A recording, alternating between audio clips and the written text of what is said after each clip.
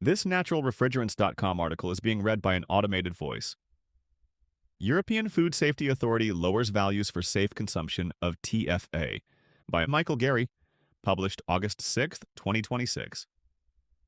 The European Food Safety Authority, EFSA, the EU agency that provides independent scientific advice on existing and emerging risks associated with the food chain, announced on July 22nd that it has significantly lowered health-based guidance values for trifluoroacetic acid, TFA, indicators of what is considered a safe level in daily food, beverage, and drinking water consumption. One of the main sources of TFA in the environment is the 100% atmospheric oxidation of fugitive HFO, 1234YF, used in car air conditioning and commercial/industrial refrigerant blends, and to a lesser extent some other F gases. The TFA is absorbed in rainfall and distributed in surface water and soil. TFA is also a byproduct of certain pesticides and other products. EFSA elaborated on the new health-based guidance values for TFA, acceptable daily intake, ADI, and acute reference dose, ARFD, in a summary and full report. The European Commission and EU member states will take EFSA's findings into account when they discuss measures to protect consumers in food safety, water monitoring, and chemical regulation, said EFSA. EFSA's experts lowered the ADI of TFA to 0.014 milligrams per kilogram of body weight, (BIW) per day, down from the previous value of 0.05 set in 2017. The ADI is an estimate of the amount of a substance in food, beverages, and drinking water that can be consumed daily over a lifetime without presenting an appreciable risk to health. The new ADI for TFA is about 3.5 times lower than the previous one. EFSA also set a new ARFD for TFA of 0.07 milligrams per kilogram body weight. The ARFD is an estimate of the amount of a substance in food, beverages, and drinking water that can be ingested in a period of 24 hours or less without appreciable health risk to the consumer. Last September, EFSA proposed higher ADI and ARFD values, 0.03 milligrams per kilogram body weight and 0.6 milligrams per kilogram body weight, respectively, both based on the TFA salt sodium trifluoroacetate. The updated ADI and ARFD values are based on an extended one-generation reproductive toxicity study in rats that showed TFA reducing levels of thyroxine, a hormone produced by the thyroid gland that plays an important role in regulating energy, growth, and body temperature. In its summary, EFSA added that although TFA is unlikely to damage DNA, the animal studies also identified TFA effects on development and reproduction. The agency identified areas for further research, including the potential of TFA for long-term toxicity and carcinogenicity and developmental immunotoxicity, it said.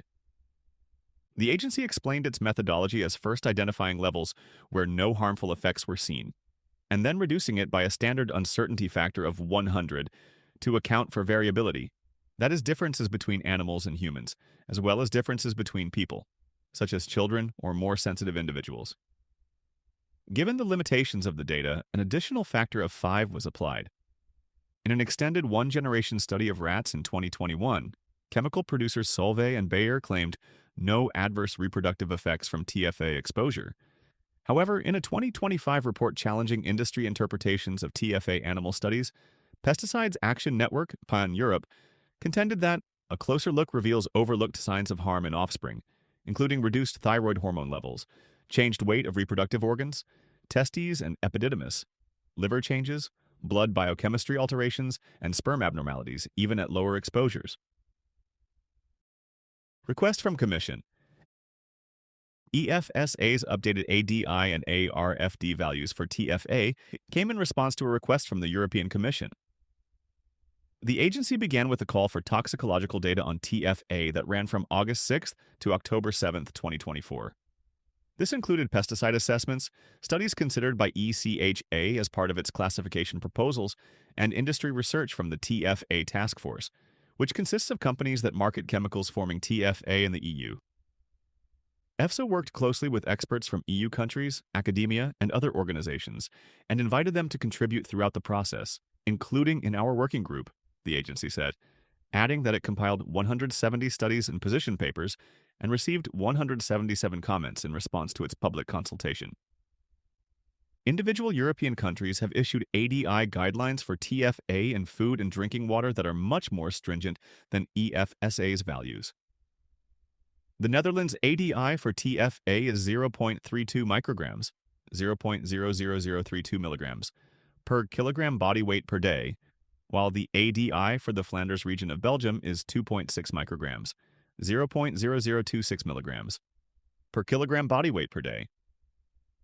TFA's persistence and mobility have led to its proliferation in the environment in growing concentrations, including surface and groundwater, plants, drinking water, beverages, food, and human blood serum.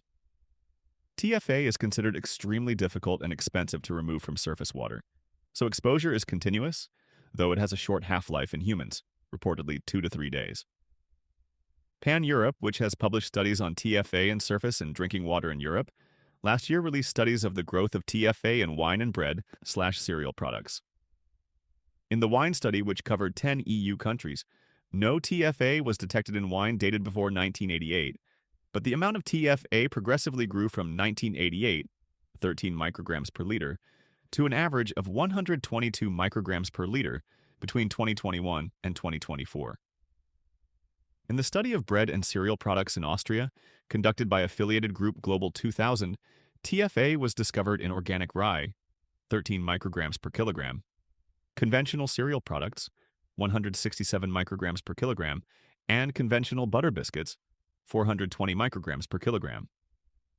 The average concentration across 48 products was 119 micrograms per kilogram. Because it contains a fully fluorinated carbon atom, TFA falls within the EU's definition of PFAS, per- and polyfluoroalkyl substances, known as forever chemicals, as an ultra-short chain 2-carbon version.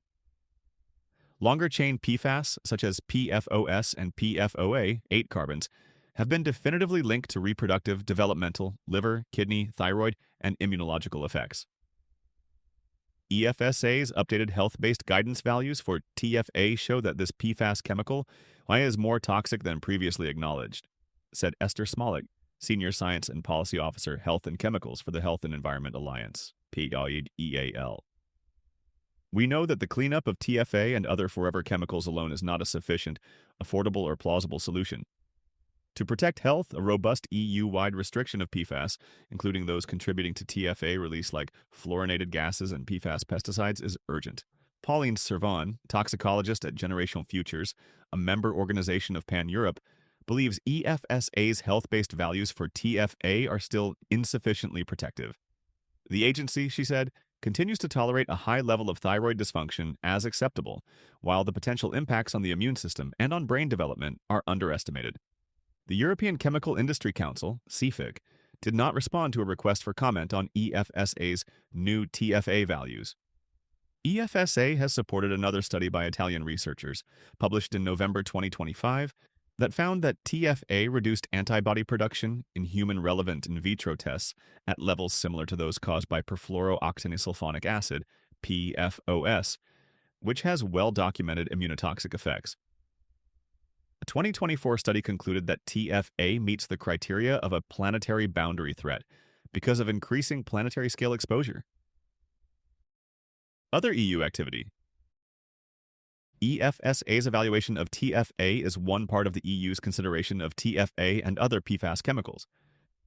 The European Chemicals Agency, ECHA, concluded in June that TFA, based on animal studies, should be classified and labeled as toxic to reproduction, persistent, mobile and toxic, PMT, and very persistent and very mobile, VPVM.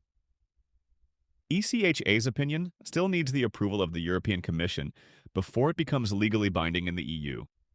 Under another regulation called REACH, Registration, Evaluation, Authorization, and Restriction of Chemicals, the European Chemicals Agency, ECHA, is currently considering a sweeping restriction of PFAS that would ultimately ban certain F-gas refrigerants and TFA, with a possible enactment of regulations in 2028.